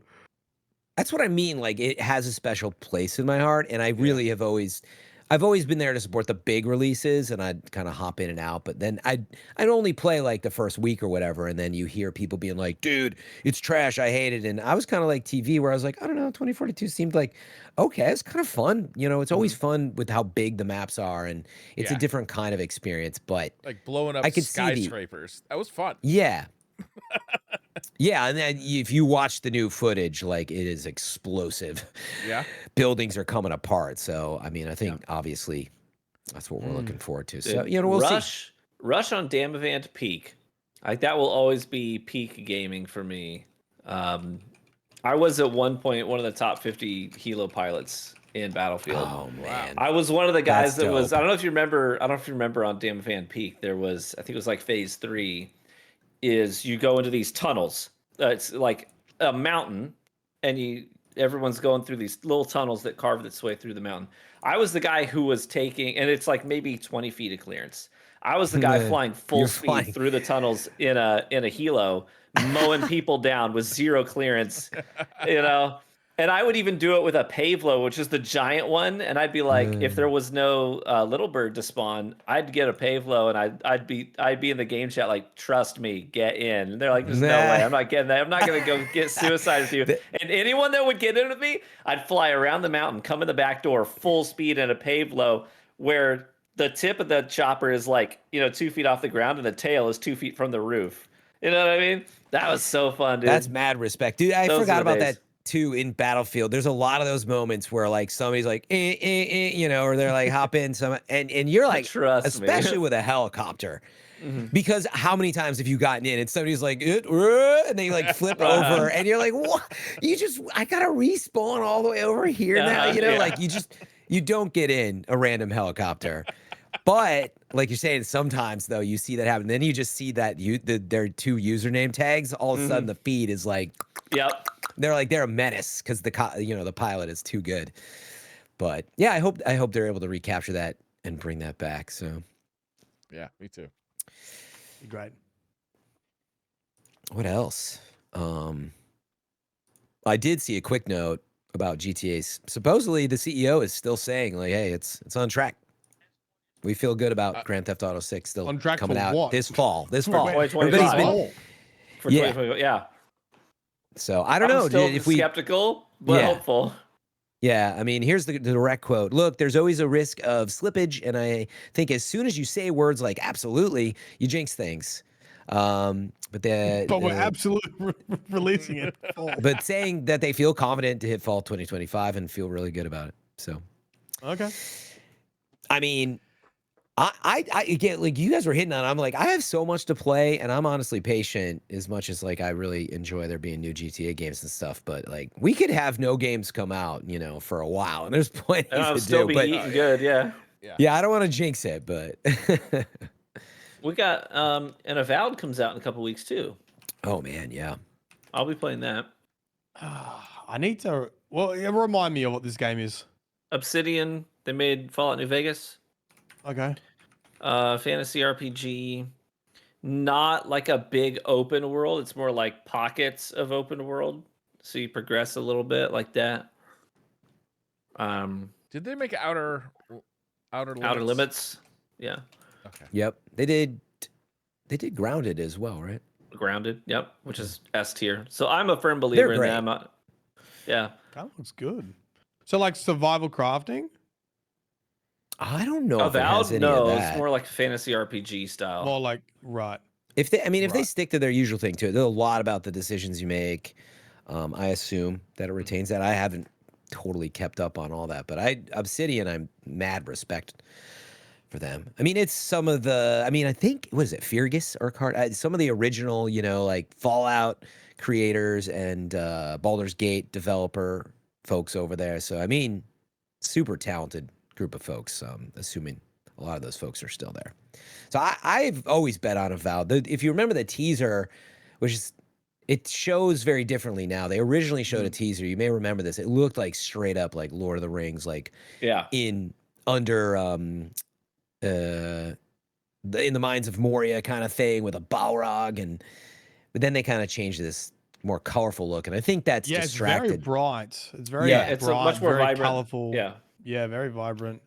But I think because they shifted that, maybe it wouldn't have mattered because maybe some people don't know regardless. But I think because of the style, people are not. It's not totally on their radar yet, but I'm hoping it's gonna be another hit for Xbox. I think even Skillup got to go to one of their events where they hosted some creators and let them try it out, and almost everybody unanimously were like, yeah, actually, I had low expectations, and this game was really fun. Like, I'll actually play it now.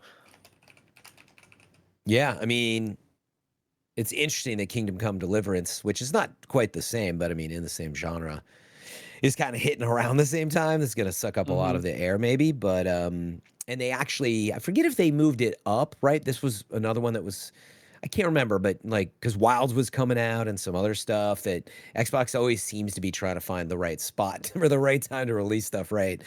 Indiana Jones, I think, was December, right? But anyway, yeah, I hope that it does well. I mean, RPGs are great. They last a long time, as we know. So It looks. keep an eye. I've only been hearing little bits and pieces, and just watching a video about it. Like, if you're playing Kingdom Come, you should definitely check it out. Don't be confused if it has. I believe it probably has that. Like, I thought I heard 5 days early access, but you know, if Game Pass is doing it the way they normally do it, because it'll be on Game Pass, you're like, oh, I'll just play it on Game Pass. So I'm not sure if they're doing this, but normally it's like, oh, if you just buy the deluxe edition for $34.99, you don't own the game, but you have access on Game Pass, but you're buying the deluxe piece of it, which includes early access. I absolutely hate that stuff. But for a non-online, multiplayer game, I care a little less, especially for a studio like Obsidian. But anyway, if you're confused that people are like, I thought it was out, I'm not sure. I think it might be doing that. So. Okay. Just beware. Oh. Starfield did something similar is why I bring that up. Do you remember that, TV? Yeah. Yeah, you could buy, it's on Game Pass, but it's out early and it's not on Game Pass. But it is. Anyway, I bought that, which is why I remember. I was like, wait, if this ever falls off Game Pass, I'm going to be so confused. I was one of the lucky creators that got that game like 3 weeks before launch day. Yeah. They did it pretty good. I was way into it by then. Yeah, it's 5 days early. So, beware. We're getting into it with the release calendar. I was just kind of going over the release calendar. There's a lot coming out, and there's still a lot of games that are kind of like 2025, hopefully, but some of them look like they were like kind of 2024, hopefully, and they've already been pushed to 2025. So hopefully they'll actually come out in 2025. What do you think? Is Metroid 4 going to come out? Metroid Prime 4 going to come out this year? I do. I mean, anything can happen with Nintendo, but I would assume that's their holiday release for Switch 2. One of them. I mean, they're sitting pretty now. I mean, you just remind me we're getting a new console this year. Yeah, April 2nd, by the way. Oh, yeah. They did announce the timing on that. I don't think we knew that it was at 6 a.m., but we all could have guessed at 6 a.m. Pacific time. I think Pacific time on April 2nd. But yeah, we're only a couple months away from the big Switch 2 software and other hardware specs reveal and all that. So it's funny you mentioned Metroid Prime. I had like some core memories today unlocked because after dinner, got the homework done with the kids. I'm in the kitchen then doing some dishes, and my son is sitting next to me on an iPad watching some videos, and I'm like, what is that music? Why do I know that? And some random YouTuber he was watching had Metroid Prime ambiance, the music from Metroid Prime going on in the background. And it just suddenly took me back, to like, remember the opening when you're falling? That's business using Nintendo as your background music? I know, I thought the same thing, but I was like, this is kind of a vibe though. Hunting space pirates, Yeah. Real good. Fendrana Drifts. One of my faves, man. Yeah, I'm really looking forward to that. Yeah, if you have time in your life out there, to everyone listening, and you've never played Metroid Prime or now Remastered, oh man, they did such a great job with Remastered. Stupendous job. I can't believe how good that game looks on the Switch, honestly. Dude, I mean, it just looked incredible, in 2002 on GameCube, running at 60 frames a second. Dude. Yeah. The GameCube has such a special place in my heart. Yeah. So I've not actually played the remastered. Do you? Oh my god, dude! What does it cost, or is it part of the subscription for like throwback games? No, it's like a price. full. It's like $40 or $50, but it's the whole game, completely remastered. Yeah, they redid all the textures. Yeah, they even improved the controls to kind of update the controls a little bit. Yeah, I don't want to get it for my son because I would love for him to play Metroid Prime.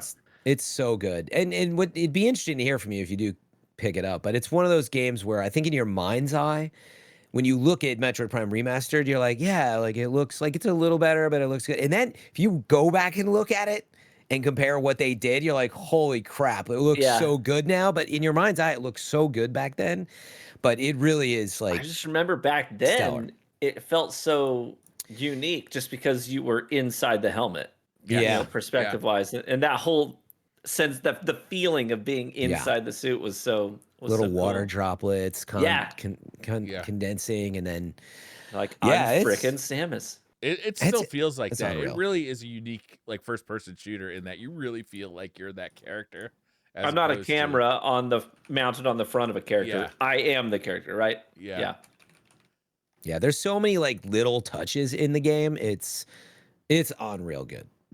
But yeah, like just because it's 20 some years old, it doesn't miss a beat in terms of just how good it is. So I mean, I think people look at it and like it's linear looking, and you could even look at Metroid Prime 4. I think people are like, oh, I don't know, like it's very Nintendo. It's not like it doesn't look like quadruple A, shooter, but it is for what it does. It's so fun. I was really hoping they were going to remaster the whole series. Honestly, I was a little bit disappointed that they only did the first one. I was hoping they were just going to remaster the whole series, like and drop them all in like kind of one big, like 3-game bundle. Reality is that Metroid never sells super duper well, and it's beloved. And Metroid Prime was, I mean, actually most Metroids are critically acclaimed, but like, it just doesn't sell well. But I mean, part of it is I would blame. Everybody I know loves Metroid. Yeah, I know, right? Well, they don't buy them, I guess. But I mean, they do okay, but it's just by Nintendo standards. Like when Mario Kart is selling 65 million copies, it's like I think it's even less popular in Japan too, right? Yeah, and that has always started that way. But that's why what my wish for Metroid Prime 4 is just cut the cord. Like I really am hopeful that they're like, you know what, this is a Switch 2 showcase title. And meaning what they too often do is they tie it to the old console, and like then people like it's not special and it doesn't quite look as amazing as it should, right? Like cut the cord and make it one of the premier titles, because if it's not going to sell more than 3 or 4 million anyway, it's going to be the same difference. So it's just I really hope that they delayed it and it's purely a Switch 2. It's like when we were kids and they're teasing the Nintendo 64, and you're seeing Super Mario 64 for the first time, and that there's no backwards compatibility. That's like all so future. It's futuristic, and the aspiration of a kid thinking, "Oh my gosh, imagine this Christmas I get an N64. Imagine it comes with Super Mario 64." You know what I mean? Yeah. So I'm right there with you. Like, just go full future with it. Yeah, it's going to be really interesting to see what they do, because they basically, not officially, but essentially they waited and delayed Switch 2 to get it where it's at, have the supply. But that means they have, in other words, I'm pretty sure they were planning last year to start launching titles, right? But now they gave themselves another year. So it's really interesting that, like, normally Nintendo is always chasing mini companies when you launch a console, but I think they're going to have so much lined up. It could. I think it's going like to be unbelievable. Greatest console launches of all time. I mean, they gave them. Yeah, it's Nintendo, so it won't surprise me if it's 2029 and you're like, "Where is the next Animal Crossing?" Like that's just how they do it. But but it could be like 2 years worth of releases in at launch, or close to launch, like a launch window. That would be amazing. Yeah, I saw Switch also had sold. It's right on the cusp of, breaking. PlayStation 2 and the DS are ahead of it in terms of total sales. Somewhere around, I forget if it's 160 million, 150, but it basically meaning Switch is on track to be the best-selling console of all time, probably. PlayStation 2, I think, has that for now, but, give it 3 to 5 years and probably will be a Switch. Wow. New Civilization game is coming out on February 11th. Were you guys even aware of this? I did hear some. I did hear. Yeah. It's funny because I thought it already came out. I feel like Civ 6 just came out. That's a new game as far as I'm concerned. This is Civ 7, right? Yeah, Civ 7. February 11th. Why did I think it? No, I think. No, it's not. Maybe it was because previews were hitting and stuff. Maybe. It's coming to Nintendo Switch, too. Yeah. Oh, you know what? It has early access. Oh, okay. It's one of those again where you're like, really? Yeah. So that's why it literally just the other day got into early access, but it launches on February 10th and 11th-ish. So like this, I'd love to play it, but Civ 7, Kingdom Come Deliverance, Avowed, Monster Hunter Wilds, there's a new Like a Dragon game coming out on February 21st. Too many. Yeah, next week we got Assassin's Creed, or next month we got Assassin's Creed Shadows. Oh my god. What else? Actually, not that much. Suikoden. They're remastering Suikoden 1 and 2. Oh well. Wow. I mean, no shortage again. I mean, Monster Hunter Wilds is gonna eat up a lot, I think. Yeah. But I think between playing Warframe and Kingdom Come and Monster Hunter, I think my plate's pretty full. yeah. I hear that. And I'm still like very into Rivals right now. Give us a Rivals update. Dude, I was like to the point where I was ready to say, I think I'm just done with PvP games. None of them hit. None of them make me feel like I want to log in and play. And I was just ready to be done, which is why I went with Path of Exile instead of Rivals, because they both launched around the same time. And I did enjoy Path of Exile, but I was late to jump on the Rivals train, and I now have between console and PC 220 hours into Rivals. I can't stop. I can't stop. Like Are you playing solo or are you playing with the team or what? Mostly solo, but also I've been playing a lot with Cool Guy. So he and I do a lot of our comp grind stuff together. Who you fellas and fellettes in the Destiny community are probably familiar with Cool Guy. He's like me, but better. So we make the same content, but his is just a little bit better than mine. But he and I are both doing character guides. We're playing together, figuring out the tricks with these characters, and then we split up, edit our videos, come back, play some more. Yeah. I've played quite a bit with Fallout as well. And then a guy, he stopped streaming. I wish he would stream again, but a buddy of mine named Pureblade, but he used to be like an insanely good Apex Legends player. I've been playing with him as well too. And literally yesterday we were playing comp in just in Diamond 1, just about to push into Grandmaster, and the guy dropped a 70 kill game, which is insane because this is a game like Overwatch. Can you imagine dropping 70 kills in a single game of Overwatch? I was like, dude, you're a machine. So that's why I keep telling him. Spidey? No, he's playing on Winter Soldier. But he plays DPS, I play tank. I'm a tank guy. Like, this goes back to the hammer conversation with Monster Hunter. I just like to be the you must like Reinhardt then. When I play survival games with my buddies, my character's always named LeChonk, and he's just a beefcake. Love that. So, anyways, I'm hooked. So I'm just going down the line of mastering all the tanks. Do you think any of Trials or Destiny updates will pull you in for a little bit, or no current plans for that? I don't really have any plans on playing Destiny PvP. I definitely plan on getting back in and trying some of the seasonal content, doing the dungeon. Actually, the last thing I full sent on in Destiny was the title for the Witness raid. I had a regular raid group. We raided all the time, did all the challenges and all that stuff. And that was a blast. And I actually was like, well, I should have been doing this sooner, because having that camaraderie with 5 other people every week was a special thing.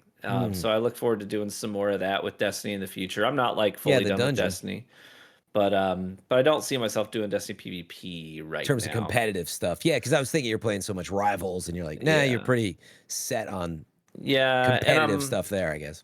Yeah, and then I've actually had a lot of comments, people like, why is your Rivals content on PC? I thought you were a console guy. It's like, I don't know why, but I've always told people this. Like, I just did Destiny on console. That was my thing. Every game I play is on PC except Destiny. Oh, because it started, on because I started doing it on console. Yeah, and then when everyone moved to PC, I kind of did it as a business choice. I was like, well, I kind of want to be the guy that makes console content for people that still play PvP on console, because they looked different and they played different metas. Yeah. And so it was kind of a business choice.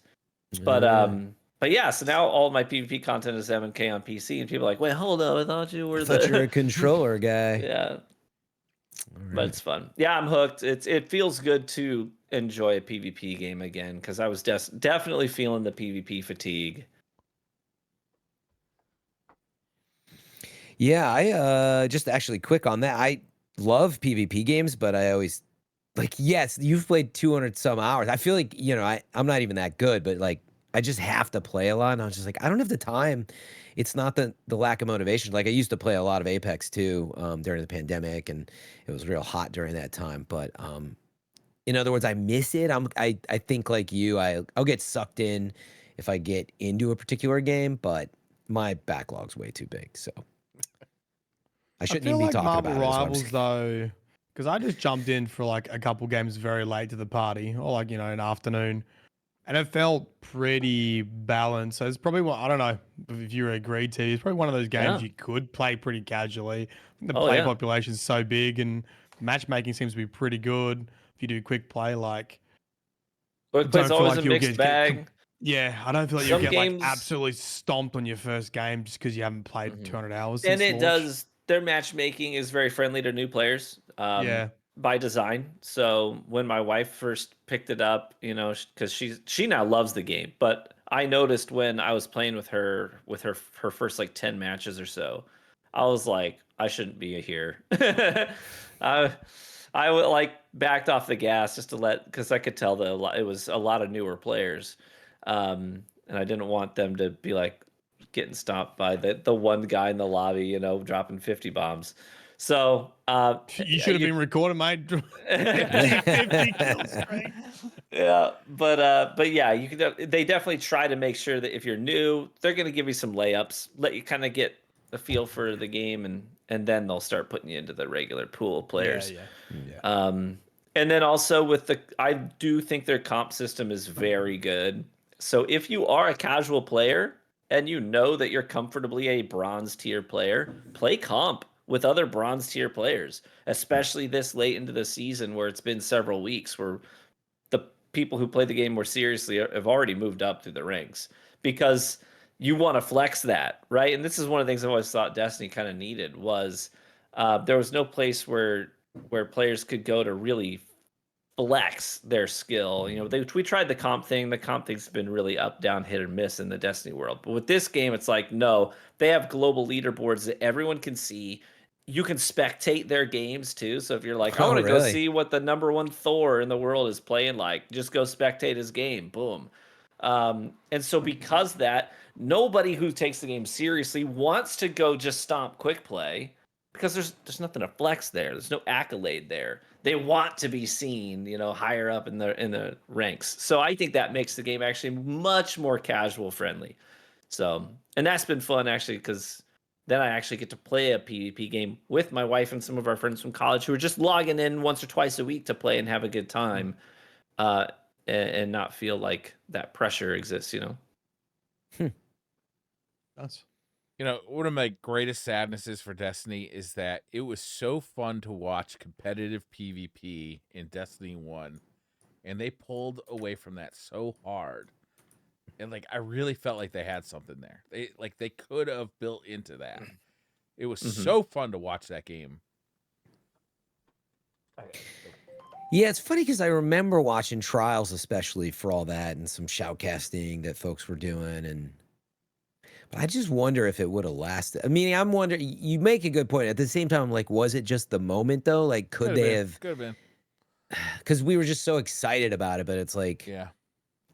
But I don't know. I'm not the right guy to even talk to about that. I don't know. I remember one of the Guardian cons, they had a thing on the big stage, and it was just one of the players just went on this this run of 10 kills defending a point, and it was just the whole crowd. I remember that. It was amazing.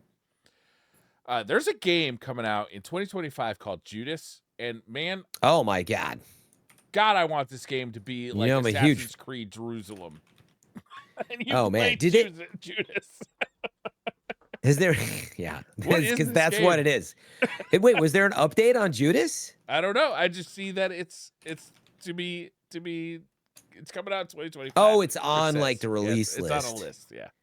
Oh my God. Do you know about this game? What is this game? Oh yeah, I'm eagerly anticipating Judas. It is from, it's from the creator of BioShock, which so it was Irrational, but what's the new studio name? You might have it in front of you, but I don't know exactly why and what changed there. Story Games?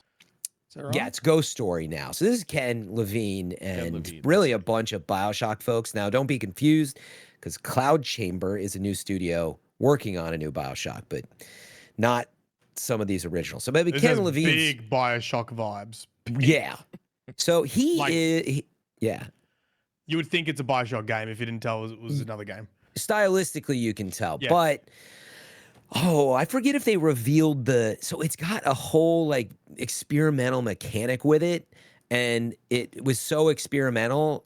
He basically said like, I can look up exactly what it is again. I kind of forgot. It has to do with like choices and maybe some roguelite elements. It's pretty wild, apparently. So they put this on top of it being, in this very like, I would just say cerebral like universe is how he thinks. Like everything has like a lot of story ties and writing on top of, commentary on top of all of this. But yeah, anyway, it's supposed to be really interesting, but because it took them so long to figure out this mechanic, it's been delayed and it's taken forever. But they had in some folks, like Skill Up and others who got to play it a little bit and were said it's pretty interesting, but it's not done. So yeah, it's not only Bioshock-esque, it's got some new like wild kind of mechanic on top of this that's pretty experimental. So I'm super looking at first I was disappointed that I wouldn't be getting my 13 pieces of silver, but now I'm actually looking forward to it. Yeah, no. This one is one to look forward to. Yeah, hopefully they deliver. Bioshock Infinite is the last game that I played start to finish in one sitting. Wow. Oh wow, one sitting? With Bioshock Infinite, I remember I was a youth pastor at the time, and one of the students in the youth group was like, "You gotta try this game, man." And so he brought it to youth group, handed it to me, and so I went home that night, grabbed a bite of dinner, and plugged it into the 360, and I called off work the next day because I played it all night, and I was like, I can't stop. I really liked it too. I kept the console on and turned the TV off when my wife got up to get ready for work, and I was like, yeah, I went to bed, sure. I'm a regular functioning human being. Said goodbye to her, let her walk out the door, turned the TV back on. I was like, holy degeneracy. Yeah, dude, I have not had that with a game in a long. That was the last time I've ever done that. Yeah, I should say I don't know that they revealed the specifics. They let people play it, but here's like from Ken Levine what he says about it. If you're curious, he says, I think it's best not spoiled by us, but there is a roguelike loop to this game where you do improve yourself and you can improve between runs. There's health around, but it's scarce and it's not always easy to get before expiring, before you keel over due to the enemies, which actually I really want to talk about. There's the enemy design in this game too, but you can. Sorry, that was the question from IGN. I read that backwards. He said a bunch more after that, but he said it's really refining. Internally, we call it a Judas simulator. We're not trying to make a first-person shooter. We're trying to make a roguelite. And we're not trying to make, as you said, a strategy game. We use elements, as he's always done. And yeah, so anyway, there's a bunch to it. I just remember watching people talk about playing it. And I don't know that they spoiled the specifics of it yet. But it's cool. I got one quick Twitter question, and we should probably wrap it up for the evening. Blandy McBlanderson says, if you had to eat one of the following right now, which would you choose? Donut, crepe, macaroon, bowl of cereal, or a cannoli? Cannoli. I was going to say donut, and then he said he ended on cannoli, and I was like, hold up. I am a bit of a donut fiend, though. Are you? What's your favorite donut? My favorite donut is would have to be a raspberry-filled donut with white icing. Oh, yeah. Wow. Any donut is my favorite donut. But do I'm you also go for the high-class, like, expensive donuts? They get the crazy ones. No, frick no. Dude, a classic yeast donut with a really good glaze on it is so good. And they start putting all these like breakfast cereals and crazy icings and sprinkles on top. I'm like, stop. Quit. Yeah. Just stop. I agree. Simple is good on it's just like a good donut because it's how it's made. Yeah. Less about it being like like Voodoo Donuts and stuff is known for what you're describing. I don't need all that. No. My runner-up on that list, by the way, was a macaroon, though. Man, I like a good macaroon. I'm not exactly sure I know what a macaroon is. Can you explain a macaroon to me? I mean, it's cookie-esque. How would you describe a macaroon? It's got like I don't look. My wife used to make them, and she used to make them really well. It's quite hard to make as well. Delicious. Yeah. They're very like soft, fluffy, like 2 layers, almost. and then like filling in between, and they're like that size. Often like very colorful, lots of different colors. You Are get they covered like in pistachio. No. Usually not. They could be technically, but no. No one's gonna stop you from dunking it in chocolate, Briar, if you want to do that. You. I'm glad I have everybody's permission. Yeah, there's a couple ways to make. That's what I was just thinking about. There's like I was thinking actually about some of the coconut style ones. Like you're describing. Yeah, there's like the French style. There's macaroons. Maybe I'm reading up on these 2 differences, but yeah, I was thinking of both. But anyway, they're delicious. He's Franalizing again. A fancy Oreo is kind of a way, but the shell Oreo. is like the shell is not hard. It's not like a biscuit hard. It's like quite soft. The shells are just like egg whites and sugar, I think. Egg whites, ground almond, sugar, and then like a filling in between. Yeah, I'm looking at images. I did an image search on macaroons. This could be anything. They got you know what? We do need clarification. So now I'm very wrong on this. It's probably a faux pas to even bring up macaroons, I think, because it's not the same as a macaron. Okay, which is the French. Okay, which one did he say? That's with a the good double question O? because there is 2 macaroons. There's one spelled like ROONS, and there's one spelled RONS. Right. And the originally RONS I was thinking is about like the a double O sandwich, and the OONS is like I don't know, like a puffy, maybe coconutty thing. Yeah. I gotta go which back one did for he ask? spelling. We have 1 O, so we got the sandwich. Gotcha. I would the French. Oh, yeah, I don't know. Depends what they're asking. Yeah. Let's not get into macaron territory. Yeah, because I think we're in trouble with some dessert aficionados. I don't think of the coconut one. I don't think that's what they're asking. I think they're asking like they're asking about the sandwich. Yeah, the sandwich. It's the egg white sandwich, as we've established. But no, they are very good. Actually, I have a macaron place not too far from me in San Francisco that makes very good ones. I haven't seen these I like both. now. I now know I've had them, and they are good, but they're no cannoli.